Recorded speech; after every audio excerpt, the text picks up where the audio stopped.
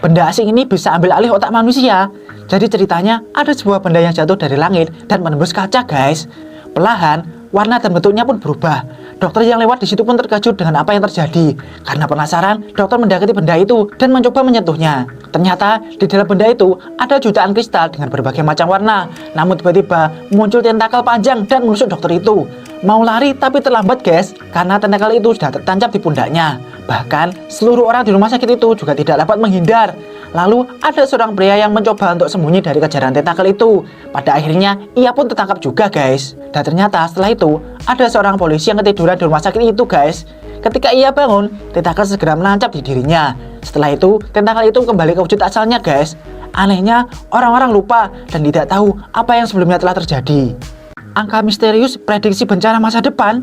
Jadi, yang kalian lihat ini adalah sebuah kapsul waktu yang disimpan dalam tanah selama 50 tahun. Di dalamnya ada berbagai macam surat-surat dan gambar-gambar dari murid angkatan pertama, guys. Dan hari ini ulang tahun ke-50 dari sekolah ini. Sehingga kapsul waktu pun terbuka dan surat-surat itu akan diberikan kepada murid-murid yang baru. Tapi anehnya, anak ini malah mendapatkan kertas yang berisikan angka misterius, guys. Malam harinya, sang ayah tidak sengaja memeriksa surat yang dibawa oleh anak itu, guys. Karena sang ayah bekerja sebagai dosen astrofisika, angka-angka misterius sangat menarik perhatiannya. Akhirnya, sang ayah mencoba untuk memecahkan teka-teki itu. Setelah eksperimen cukup lama, akhirnya pria ini pun terkejut karena ternyata angka-angka tersebut merupakan sebuah tanggal, yaitu tanggal tragedi mengerikan, yaitu bencana manusia, guys. Di sebuah desa leluhur, ada seorang pria yang membesarkan monster seperti anaknya sendiri, guys. Tapi ngerinya, ketika ia dewasa, ia bisa memakan daging manusia. Setiap malam, ia selalu menyelinap di desa untuk memangsa satu persatu penduduk yang ada di desa itu. Lalu seperti biasa, ia melarikan diri ke dalam sumur agar ia tidak ditangkap, guys.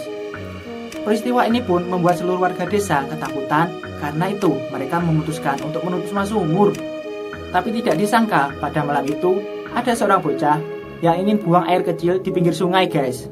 Sebelum anak itu ditarik lebih dalam, untunglah ayahnya datang tepat waktu. Bahkan kepala desa pun ikut turun tangan, guys, untuk menyelamatkan anak itu. Salah satu pria yang dianggap sakti oleh seluruh warga desa adalah Huang.